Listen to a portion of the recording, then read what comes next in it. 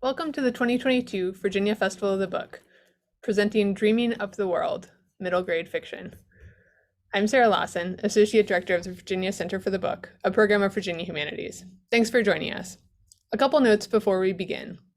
Please share your questions for the authors using the Q&A tab on Zoom. Also, this event has optional closed captioning, which you can turn on and customize at any time using the tab at the bottom of your window. If you haven't already read today's books, we hope you will. For details about how to buy them from a local bookseller, visit vabook.org, where you can also explore the schedule of upcoming festival events and watch past videos. While there, please consider making a donation to support the festival's ongoing work at vabook.org/give. Thanks to our bookseller for this event, Fountain Bookstore in Richmond, Virginia. Now, I'm pleased to introduce our speakers. Ruth Behar, author of Letters from Cuba, was born in Havana, Cuba, and grew up in New York.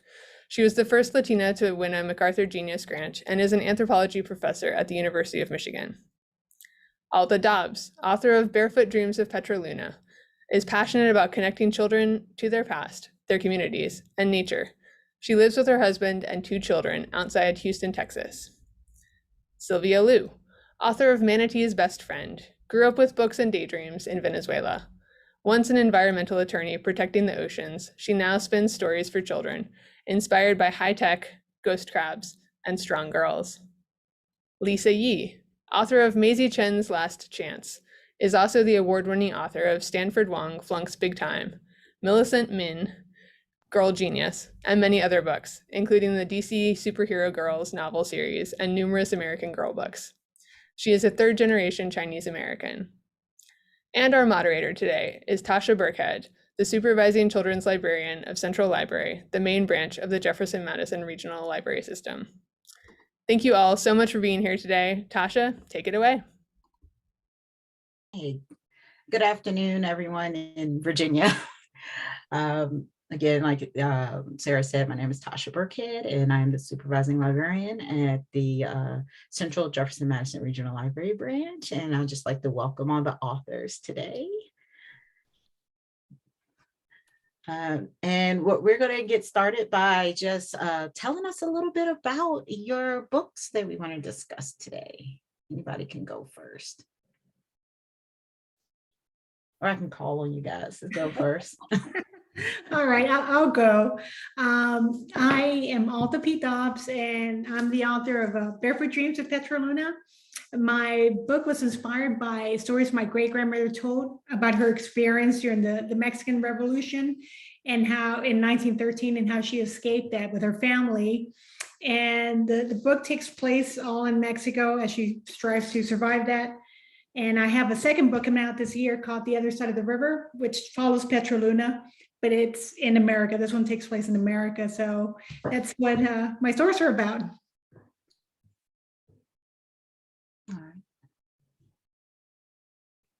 Yes, I'll go.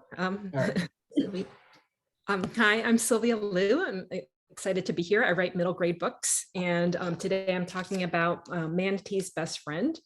In this book, 12-year-old Becca Wong Walker is a very shy girl, but she doesn't mind being shy because she has her best friend is Missy, a manatee that comes by on her dock in the winter months in Florida. But things start to get complicated when a very talkative and slightly annoying new girl moves in next door, and her school puts her together with the class clown and this girl, Amelia, into a school project.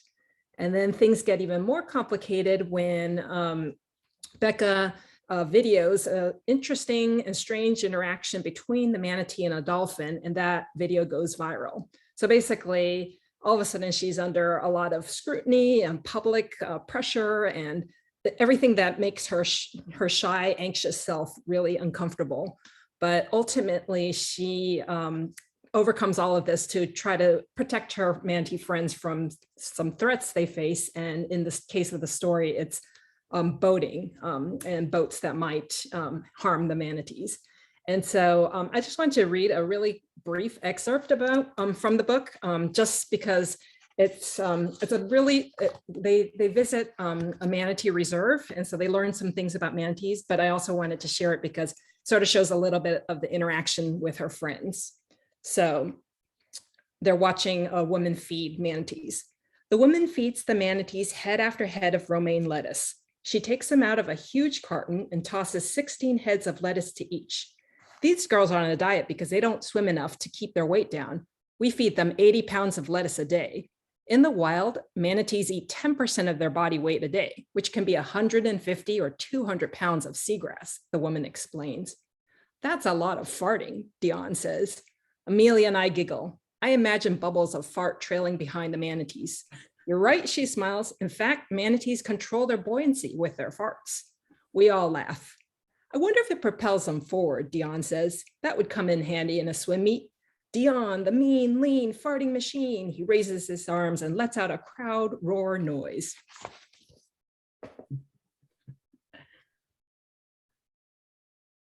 I guess I'll go. So I'm Lisa Yee, and my book is Maisie Chan's Last Chance. And it's about a Chinese American girl from Los Angeles. And I am a Chinese American girl from Los Angeles. Actually, I'm not a girl anymore. It's been a while, but I was born and raised in LA. And what happens in the story is Maisie's raised by her single mom, who's a food stylist, and her grandfather gets very sick. And her grandmother and grandfather live in a place called Last Chance, Minnesota. And Maisie has never been there before. She's only met her grandparents once. And so they go visit because she's going to help take care of her grandfather. And they're going to help run the family's Chinese restaurant called the Golden Palace. Maisie doesn't want to go. She wants to spend the summer in LA. Last chance, it's going to be so boring. She gets there and she notices there are a lot of secrets.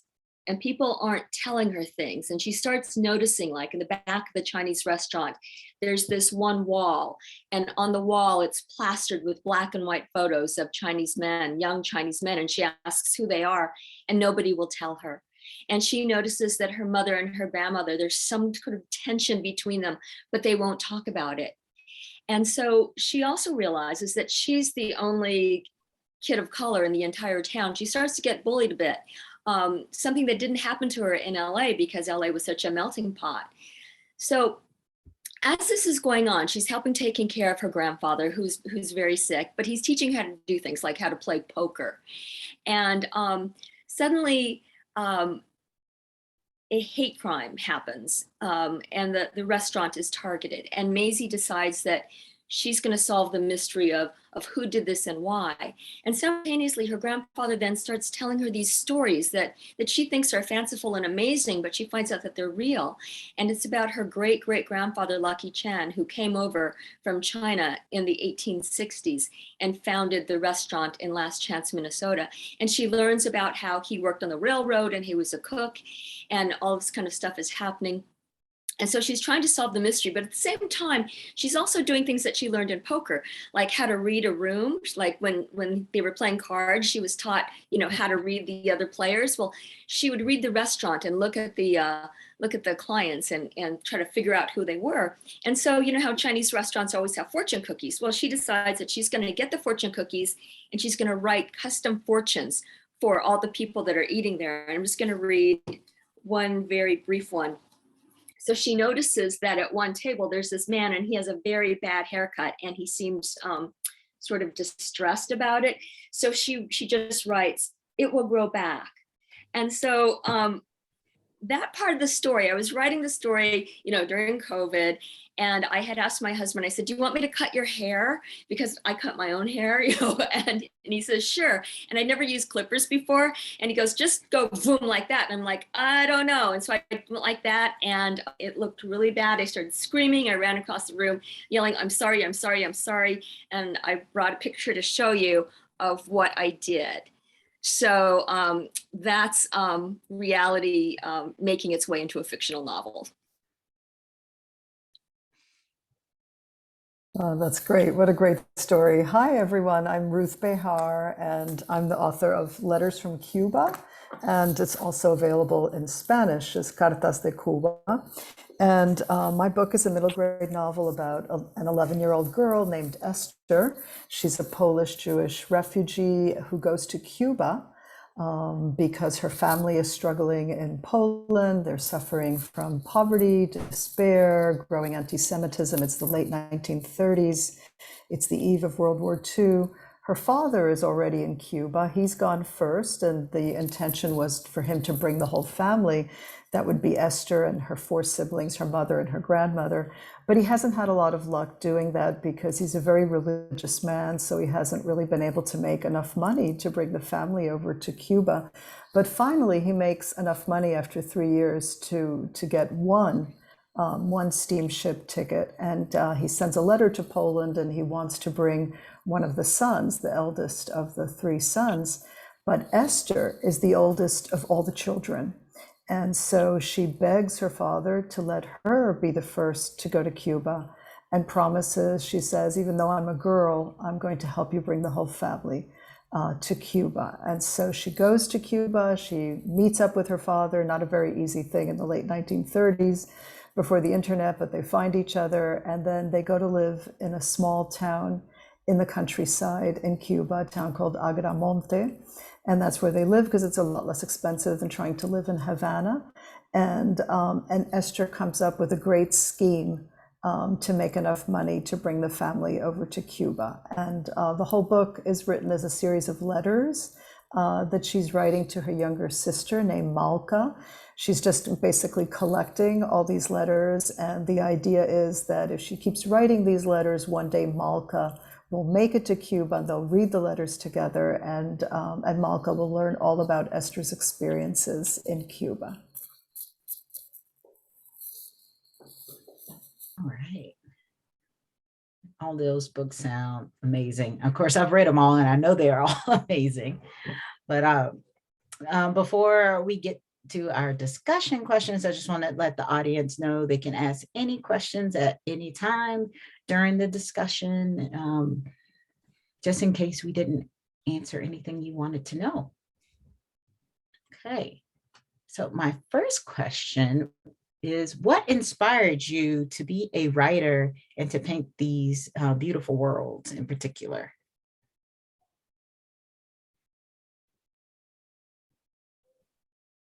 I'll start. So I'd always wanted to be a writer since I was a little kid, going into the library and looking at all the books on the shelves. Only I thought that I thought that all writers were dead people because, in those days you didn't have computers or anything like that. So I thought, okay, they're going to need somebody who's alive to write the new book. So that's, what I thought and I thought, okay, it should be me. It took a while to get there, but I finally did it.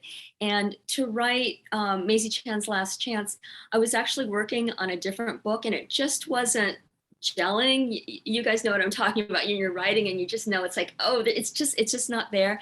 And I had met with my agent and my editor, and we all were talking about that. And I just said, wait, give me one day. And I went home and I threw away the entire other book, which I was almost done with. And somehow this idea just hit me in the head. But when I think about it, it probably was bubbling up there for years, because it's a story, from my heart, and it's about family, and it's about, Chinese American heritage. And I think it was just kind of one of those things where the time and place were right for it. Okay. That definitely makes a lot of sense, especially when it's just talking to you sometimes. I can continue from that. I also always wanted to be a writer from the time I was very young. I loved reading. Books were kind of a salvation for me. At one point when I was in a car accident and in a body cast for an entire year, something I read about in my earlier book, Lucky Broken Girl. And so books were really a salvation for me during that time when I couldn't leave my bed for an entire year. And so I think I came to really just admire and love stories. I think that was a big part of it. And listening to stories was always important for me as well. So I think listening and then wanting to retell the stories that I heard was very important to me. And I always loved the stories of my elders. I always loved asking my grandparents and aunts and uncles and all the elders in the family, like, wait, tell me about your life. I always wanted to know about them. And I think that was a very important inspiration for me. I wanted to write some of these stories down so they wouldn't be lost. I just felt that in writing, they would remain. And something I meant to say earlier at the very beginning is that this is a special day for me to be talking about Letters from Cuba because it's about this character named Esther. And it's inspired by my maternal grandmother, who was named Esther. And today happens to be the Jewish holiday of Purim, when we actually honor the heroine Esther. Esther was a person who saved the Jewish people in Persia many, many years ago, according to the story of Esther. So it's a very important day in terms of the holiday of Purim, in terms of the story of Esther as a savior of the Jewish people. And my grandmother was named Esther because she was born on the holiday of Purim.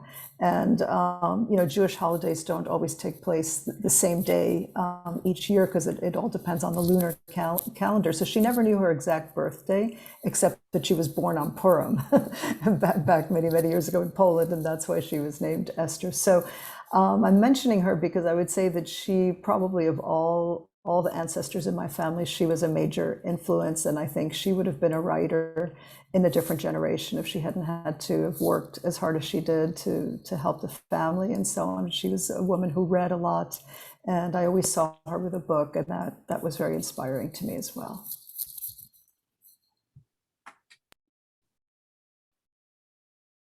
Okay. Now that is, I think having the access to books is super, super important, and to get them in, I think, any way you can. I think now sometimes people don't think if you're not actually reading a physical book, it's not reading, but listening and anything you can pick up is important. And it can be just that small thing that just can make that child's life, So. I guess I'll talk a little bit about how I became a writer. Actually, when I was young, like all of you, I read a lot. I liked creating art and writing, but writing is actually not my first career. After college, I went and became a lawyer. And so I did environmental law, protecting oceans and marine conservation. And so I did that for 10 years. But when my kids were young, I went back to my original love of creativity and wanted to become a children's illustrator. And so that led to writing picture books, and that led to writing middle grade books. So eventually I got to writing and found that that's really like my wheelhouse right now. So I write books like Manatee's Best Friend, that incorporate my past interest in environmental issues. Yeah, my childhood was a little different. I didn't have books around, and Spanish was my first language. And it took me a while to learn English. It took me 3-4 years to learn English. And the teacher I had at the time, I had him for about 3 years. And he wasn't as patient about me learning English. And I guess it was that lack of patience and his frustration that I developed a fear of English. I was scared of English, and I didn't like English. And I became a reluctant reader. So anything that had to do with English, even books, I just didn't care for it. I didn't touch them. I didn't want them. I didn't want any part of it. But I did like storytelling. I love listening to family stories. I love telling stories. And unfortunately, we didn't have any Spanish library books at our library. Otherwise, I think I would have made that connection between books and stories, and eventually, bridged over to English. But so for many years, I was very reluctant reader. I didn't want to deal with that. And what came natural to me was the sciences and math. And eventually I pursued those degrees when I was in college, but I still had that fascination of storytelling in my heart. And I had all these stories as well. And there were some attempts to be a writer, to try to write, to try to tell my stories. But again, English was always the one that, it was that huge obstacle that I had to overcome, that self-esteem, that confidence in the language. So I pursued physics and I pursued engineering, and I worked as an engineer before until 12 years ago, when my husband told me to do the jump. He said, you have all these stories in your heart, just do it now. You have to put them down on paper. And that's when I did the plunge, into writing. And I realized, that I've always been a writer, even as a scientist, as an engineer. I always had reports to do, proposals, even for grad school, for grant applications, essays, college acceptance essays. I had to be a writer. There was a story there. So that, with time, that confidence eventually came. But I try to tell young readers, don't wait for that confidence to be there right away, because I didn't do that. I thought as soon as I grabbed the pen and paper, that confidence of a writer would be there. But no, it takes time, it takes work, and it will eventually be there. But that was my story. And so I was a reluctant reader, and somebody had told me at 9 that I was going to write a book one day, I would have said, there's no way, I don't read books, I don't touch books, and there's no way. But so you never know, things take a turn for a change. And sometimes you just got to follow that passion. Most definitely. I mean, that's very much where I love to tell the kids that come into our library that, follow what you love, read what you love, and you never know. You just never know. You can start out as one thing and then change into another completely thing. So that's what I love about books and libraries and writing. It's like, you just never know where you can go with it. Okay. Does anybody have any questions about becoming a writer? Okay. All right, so not a lot of people know this, but middle grade is an interesting thing in the publishing industry. It doesn't always mean what we think it means in the publishing industry versus what middle grade school looks like. What got you guys to arrive at having a middle grade audience?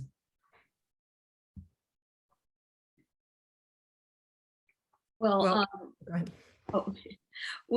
When I wrote my first book, Millicent Min, Girl Genius, my editor was Arthur Levine, the editor of the Harry Potter series. And I had a lot of different careers. We're talking about different things that we did prior to this.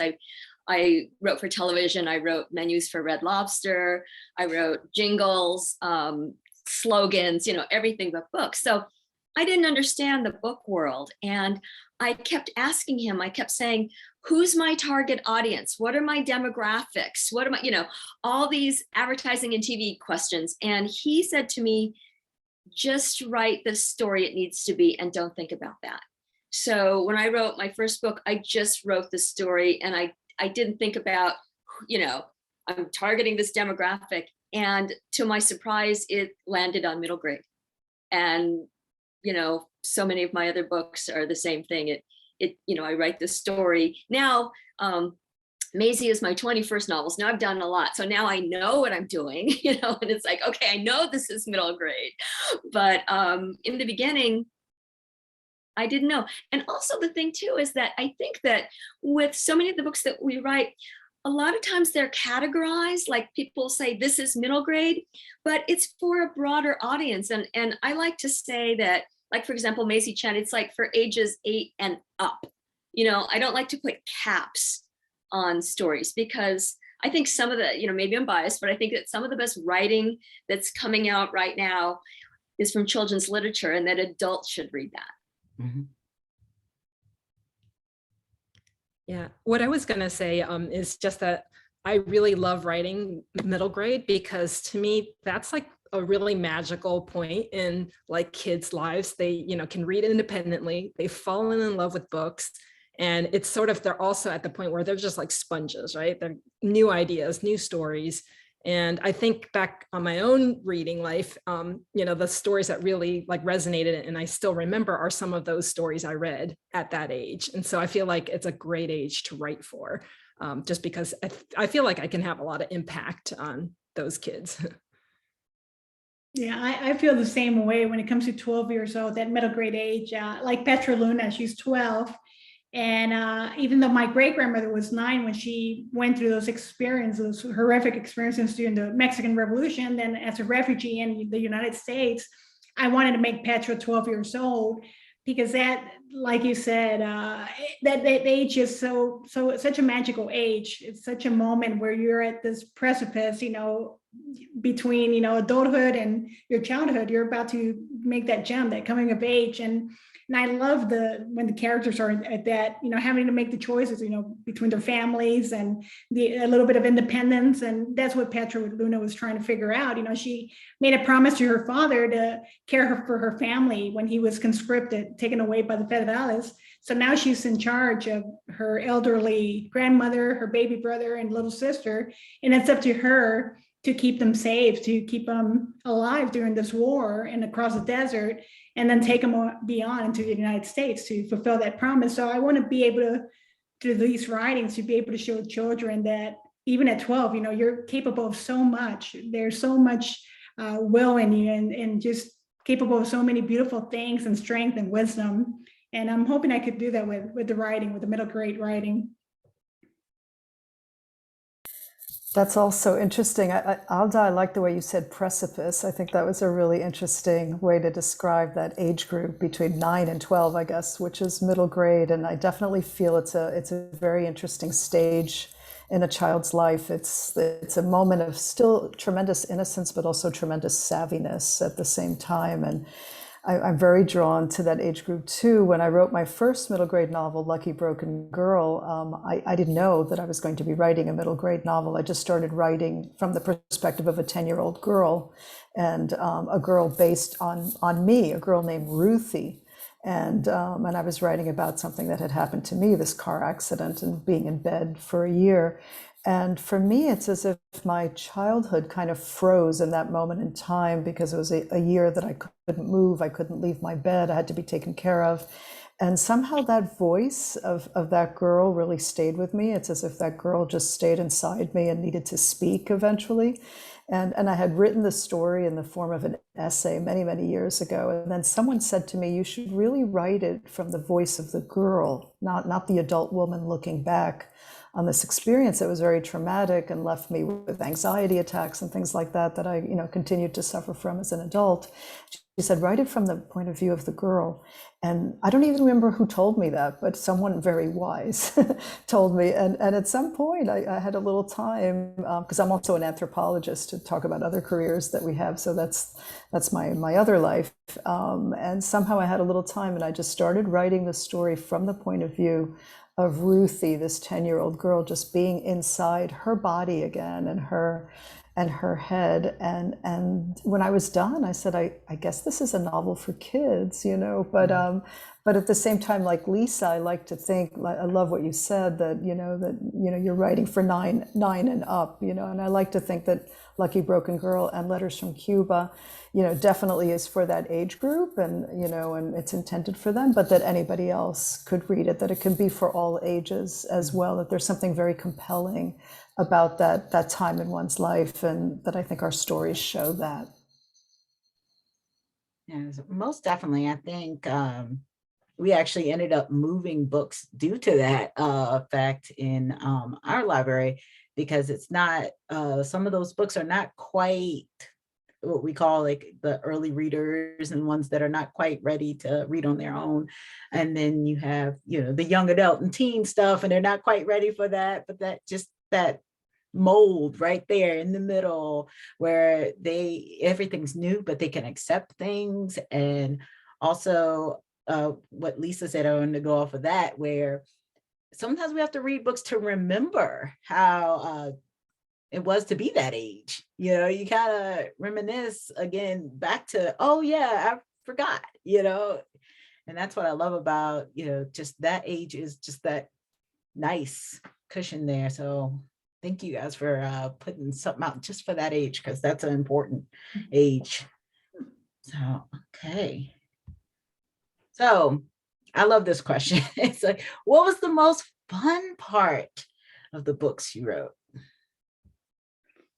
Well, for me, the most fun part was because it was a family story. It's based on a family story that I heard for many, many years growing up from my aunts, uncles, from my mom particularly.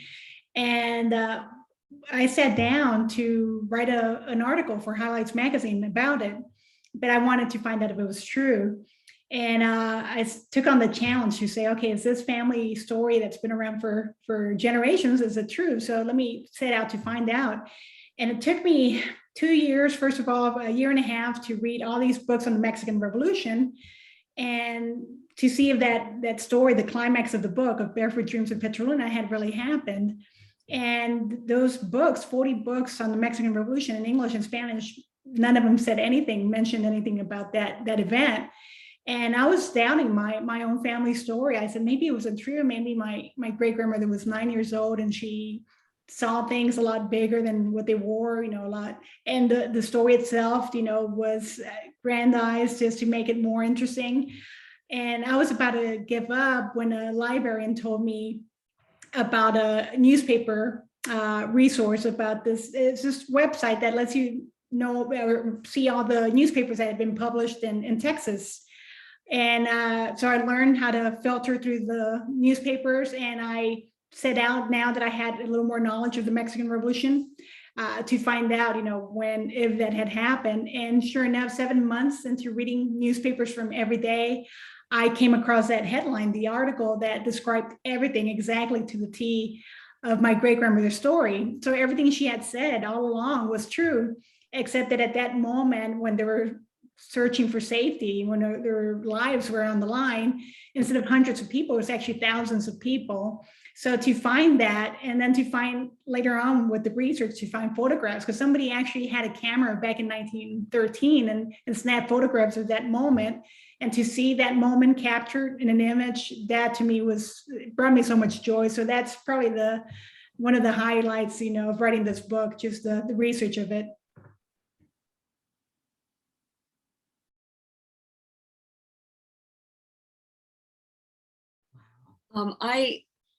I love to research. I did a lot of research, but the most fun thing, because some of the research is actually quite harrowing and triggering because it was hate crimes and things like that. But the fun part of writing Maisie's story was writing about the food, since her grandparents own a Chinese restaurant, and my background in food really helped, doing the commercials and everything. And it's like, if you've ever been to a Red Lobster, you are familiar with my work because I used to write the Red Lobster menus. So, I'm used to writing these descriptions of golden fried shrimp and all this kind of stuff. So I used all the food resources and language that I had learned from past careers into the book. And Maisie's mother is a food stylist, and I worked with a lot of food stylists on sets for commercials. And those are the people who make the food look delicious. Like you see a McDonald's commercial and you go to McDonald's and it looks nothing like it did on the TV commercial. Well, it's the food stylist who made it look beautiful for television. And so I was able to work that part of my career into the story by making Maisie's mother a food stylist.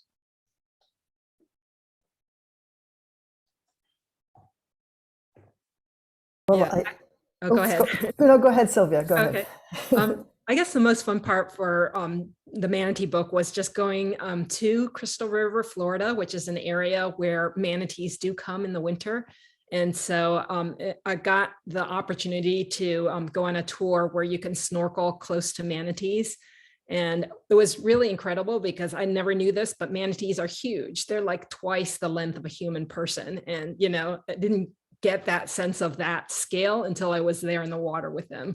And so just being in that environment, and then on the boat ride back, all of a sudden we got visited by several dolphins. And so that was also interesting. Like Alda said, some of the premise of the story, I wasn't quite sure could happen. Could a dolphin, come in from the ocean to the river environment, or, the in between. And in fact, we did see that they did, so that was neat.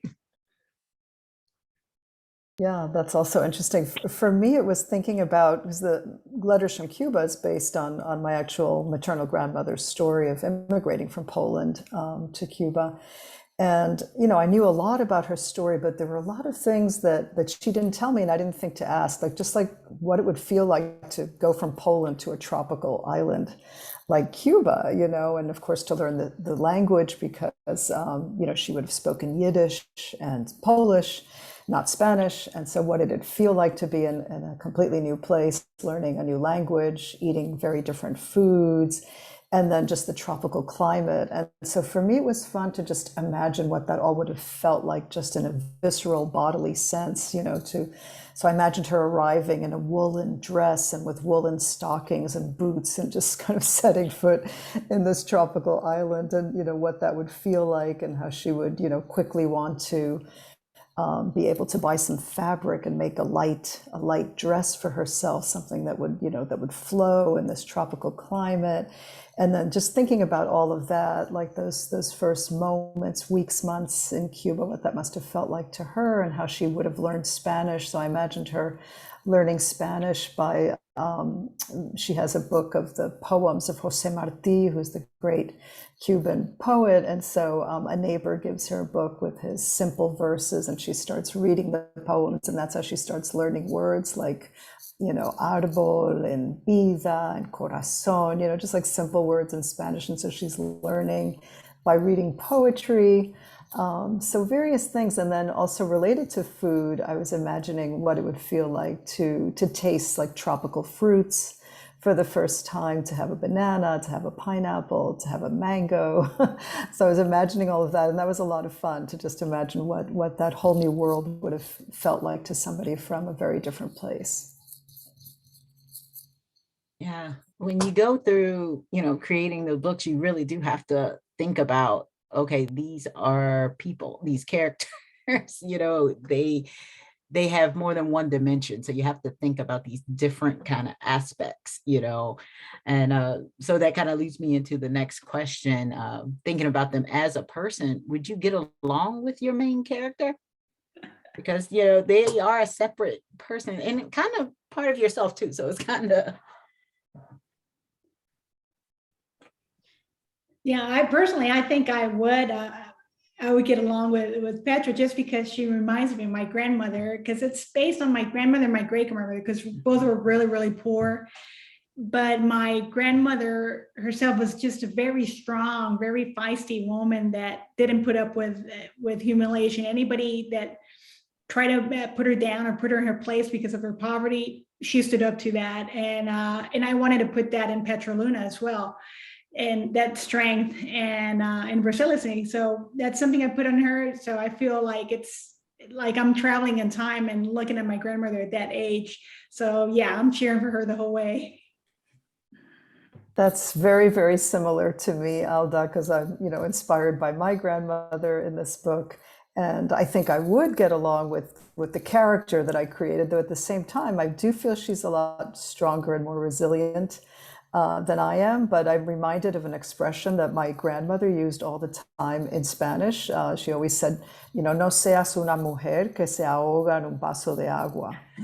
Don't be a woman who drowns in a glass of water. Meaning like, be strong, and don't worry about the little things. Keep all that strength for the big things. But I always think about that. I always think, am I one of these women who's drowning in a glass of water? And and I don't know if I'd be, if I could be as tough and resilient as she was in real life, and as my character is, as my character Esther is in the book.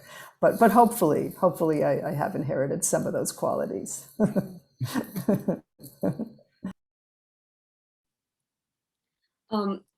I think that Maisie and I would get along.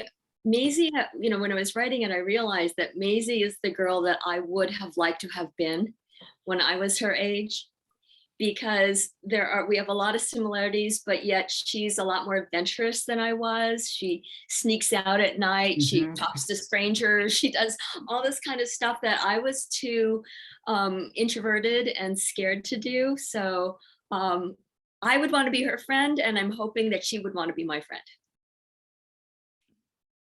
Yeah, I think similarly, like Lisa, I see a lot in common with my character. Like when I was young, like her, she, we were all shy and, little bookish. And so I definitely would have liked to have been her friend. But like how Lisa and Ruth said, I think she's in some ways stronger than I would have been at that age. So. That's definitely understandable. With also making those characters almost like a better version of yourself, or being able to have some kinship with them. especially when it's based off of a family member, you know. So leading on to more about your characters, do you think yourself would be able to make some of the same hard choices that your characters had to make in these books? Yeah, so I guess I'll just continue to follow up what I just said. My character sort of becomes an activist in her town, right? And really speaks up despite her shyness. And I do think that like I became an environmental activist, but much later in my life, like when I was in college and later. And so I think at 12, I, was active within my school environment, but I wouldn't have had the same strength to go out to the wider community. And so I think in that case, like that's why I said she was stronger in that sense than I was. I think any child, I like to think that any child who putting myself or anybody put in those circumstances like Petroluna, that the war comes to her town, they burn her village down, and her dad has been dragged away, and now she has to take care of her family. And that's what I tell children, you're a lot stronger than what you think you are, because given those circumstances, you'll fight, you'll strive to survive. And that's what happened to Petroluna. That's what happened to my great grandmother. And I myself at 12, things got in my personal life, weren't the brightest, weren't the best. And I had to step up and help out my single mom, help out my younger siblings. And you have to grow up. You're pushed to grow up quicker, when you have circumstances like that. So I think, yeah, given the circumstances, I think anybody would take on that challenge, just like you see right now going on around the world with in Eastern Europe. You see young kids taking care of the younger siblings and walking alone across borders and trying to seek a better life for themselves and their little brothers and sisters. When I was writing Maisie's story, I'm writing a lot about, because it's a parallel story between her great-great-grandfather and Maisie in the present. And I was writing a lot about what was happening in his day with the lynchings and mass murders of Chinese. And, we're in the middle of COVID when I'm writing it. And all of a sudden there's all this Asian hate that's going on. And I remember when there was the mass murder, which we just had the anniversary of several Asian women, I became paralyzed and I couldn't write, because in my book, I'm writing about hate crimes. And then in reality, this is happening. And I just, cried for a few days and just questioned, okay, what can I do? I felt so helpless. And I realized that I could keep writing and I could write Maisie's story, because if I didn't finish the book, if I didn't have Maisie come, know what to do and how to research the hate crimes that are happening to her family, then she would have been in limbo for the rest of her life, So I realized I have to finish writing this book, and that's what I can do. And in doing that, I gave Maisie a voice and helped myself, I guess, in the process. Yeah, that's very well said. I was thinking about that too, that I don't know that I could do exactly what my grandmother did. Her courage was so great, but what I'm doing is telling the story. And that's kind of the power that I have as a storyteller and a writer, is to be sure that that story gets told and that it does inspire children today to realize, as Alda was saying, that we can be brave, that kids can rise up, that they do have a voice, and they're not helpless. But I think that my role is to really be sure that the story gets told, because the power of the story is so important.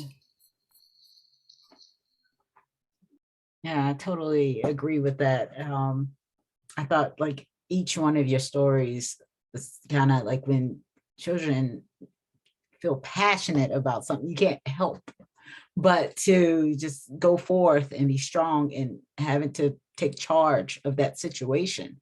I like how none of them just got to look back. They just did it because they really wanted to do what they had to do in that situation. I don't want to give too much away. That's why I'm not saying specifics, but because I want you guys to read these books. But it's just like in one point in Sylvia's book when she's so shy and she doesn't want to do it, but she starts thinking of Missy and her baby, and if no one gives them a voice, who will? And that's so important to have those voices. And even the other books, some of them mention past times happening, but if you don't know your past, you can't understand what's happening in the future. And I thought that was really important to make those voices known. So, because a lot of it's just coming right back around in full circle. So that's so important to make sure someone has a voice there. Go ahead. Anybody have any questions in the audience before we go on? Sometimes I can talk and not take a... Okay. So with that, I guess that was a good transition into the next question. So what is the importance of keeping up traditions and moving forward in your books?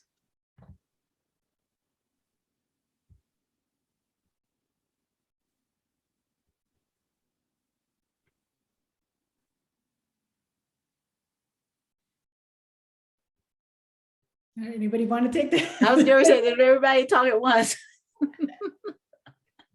And it can be like family traditions or just traditions in your family. Yeah, I think in my books, there's a lot of storytelling traditions. So I wanted to put some of that in there. There's also a special rock that Petroluna carries along that's very important to her. And that special rock is a piece of coal. And to me, I wanted to honor that region in Mexico because I'm from northern Mexico. That's where I was born. And they do a lot of coal mining, and that's part of the culture, kind of like it is in West Virginia, where you have the coal mines. Same thing here, it's part of the culture and people are very proud of it.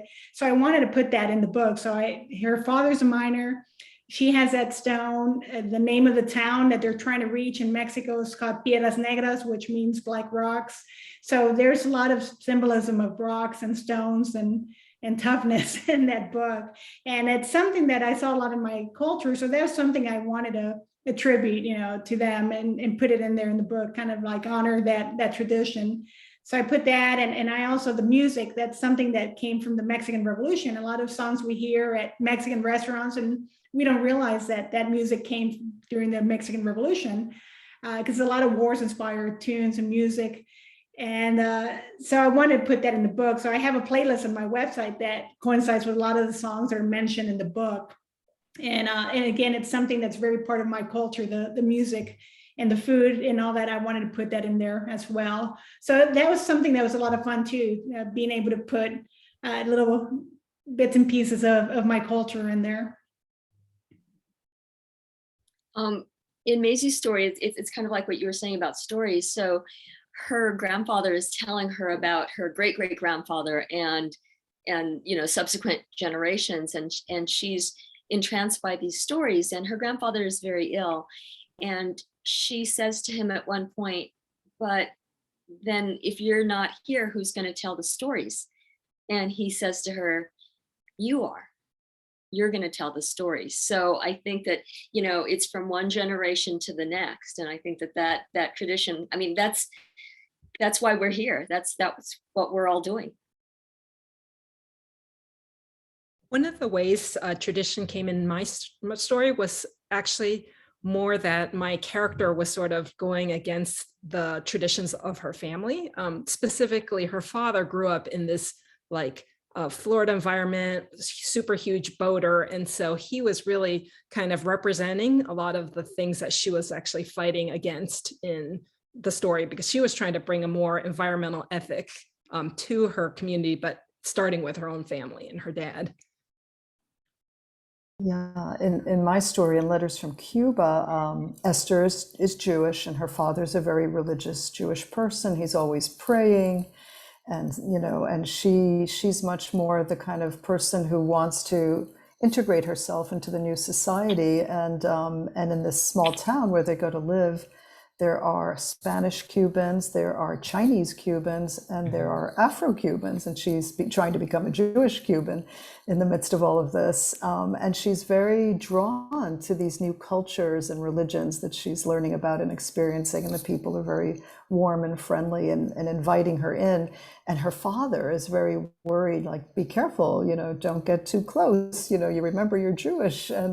But she wants to be part of this new culture that is welcoming to her and that she's finding very beautiful. So I think I gave her a little bit some of the qualities of the anthropologist that I have, and that sort of interest in other cultures and learning about them and being part of them. And so Esther has a little bit of that conflict. How does she maintain her identity, the identity she brought from Poland as a persecuted Jewish person, and then this whole other identity that she's developing in Cuba as people welcome her into the culture, though there still is anti-Semitism. It's not as if she gets to Cuba and it's all perfect.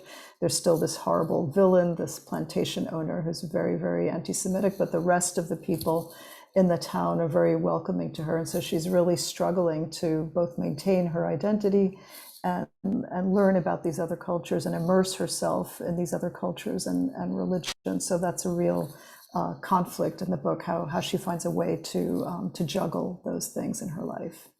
That's something I forgot to mention in Petroluna. That's a good point with Sylvia and Esther, that the way the character tries to go, opposite or in conflict with that tradition, because my character as well, they were very traditional, at least her abuelita, her grandmother was very traditional in terms of women don't wear pants, women stay at home, they cook, they take care of their men. And even at 12, she expects Petra to start looking for boys because pretty much, at 13, they'll be asking for her hand. And Petra sees that like, no, there's more to life than just getting married at 13. So I wanted to put that because it was pretty common back then for women to marry really young, especially during the time of war. And, put that Petra wants to wear pants. She wants to be independent, especially when she meets this woman warrior, a rebel warrior who's a woman, who's a captain, and just admires her. So yeah, I was trying to go against that other tradition. So yeah, good point. Thanks for reminding me about that one. All right, so let's we could talk forever. There's so much more I want to know, but we do have some questions actually from the audience. Just to go back a little bit from some questions. One question is, what are the differences between children's middle grade fiction and middle grade and adult fiction?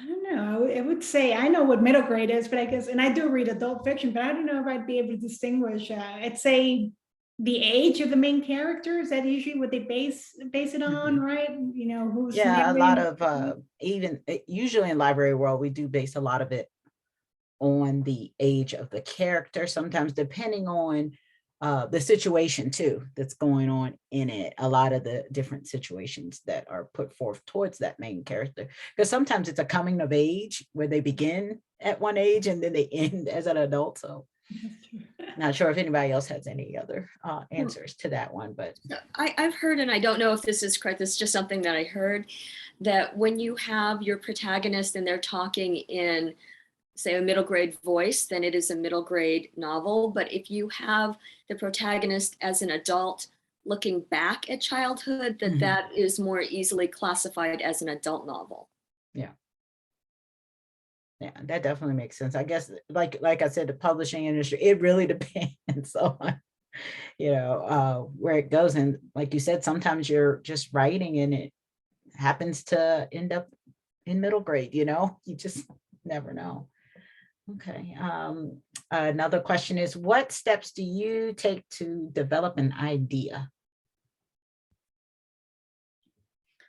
I think for me, an idea, because I have a ton of ideas that come to me, but some will just fade away. As easily as they came, they'll just leave away. And I try to write most of them down, and even those fade away. But the ones that kind of nag at you, keep picking and keep growing. I see it like a seed, they just start growing and start growing. And in the back of your mind, they come back and they come back, and you add more to it, or you see something in the world that it reminds you of that one idea and you add more to it. So before you know it, it just starts growing, it starts blossoming. And that's when you start paying more attention to that one. It's like, okay, it's calling me.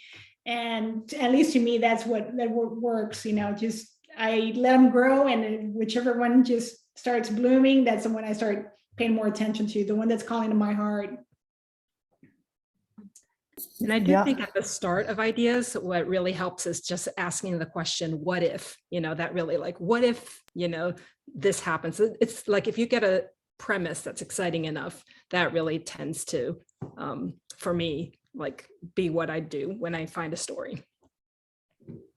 Yeah, I think for me, I would add that I have to hear a voice. So it's the idea, but I have to have like a character, a voice, a person, someone who's going to enact that idea, that situation. And also setting for me, like I need to know where the story is set. If a story is set in Cuba or it's set in New York or Miami, I need to know the setting. Otherwise, I really can't move forward. I need to know who the voice is, who's speaking to me, and I need to have this setting as well. I also, because I'm very historically focused, I need to know kind of the time of the story, like when is this happening?